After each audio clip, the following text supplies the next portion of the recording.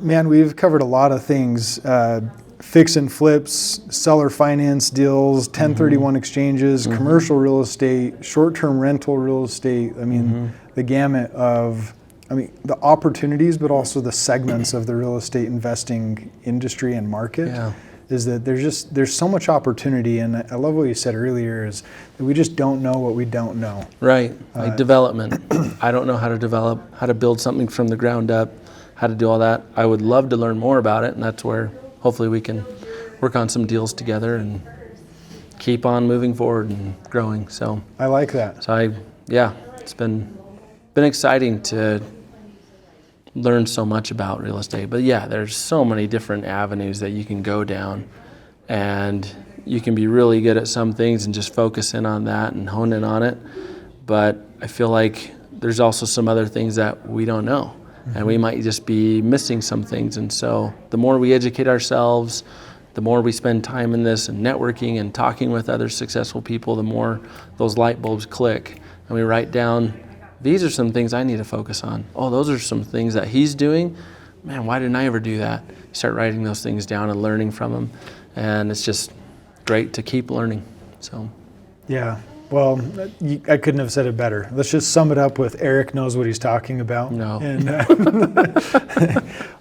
but there's so much for us to learn. And I look at the knowledge of different segments and different opportunities in real estate as tools in our tool belt to be able to solve the bigger problem. Right. And as real estate investors, we are problem solvers.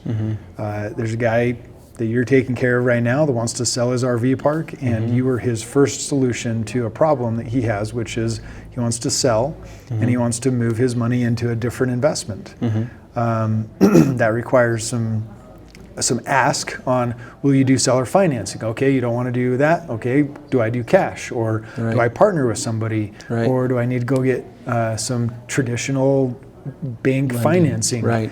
And so we go down these methods, and if we don't understand all of the little intricacies of what it means to own an RV park, and you spent some time this week with city planners and developers, right, and thinking about it 24/7. My wife can attest to that. I've been looking up a lot on this because I want to know everything I can. And it really is, some people can think, oh, real estate is so scary, all this and that. It's really a numbers game. It's like if you do a lot of homework calculations and talk with other professionals who've done it, once you do your first deal, it's like, oh, yeah, we can do more of these. Yeah. Once you talk to someone who's done, dozens of deals, they're like, yeah, that makes sense, dude. Go for it. Why wouldn't you? And so, that's kind of what I'm trying to do with the RV stuff. I don't know everything about it. I've followed it for a couple of years.